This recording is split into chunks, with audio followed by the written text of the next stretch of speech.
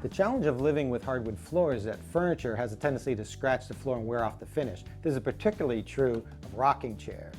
The runners on the chairs not only scratch the floor, but as you can see here, it wears the wood and the finish right off the bottom of the rockers. So I'm going to solve this problem with hook and loop fastener.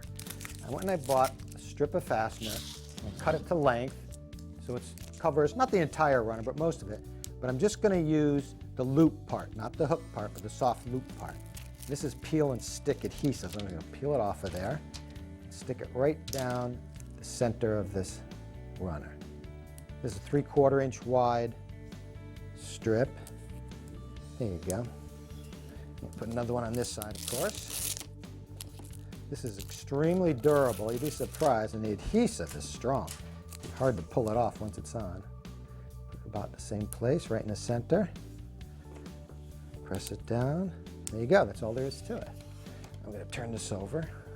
And now, those strips will not only protect the runner on the bottom of the chair, but also protect the floor and no more scratches.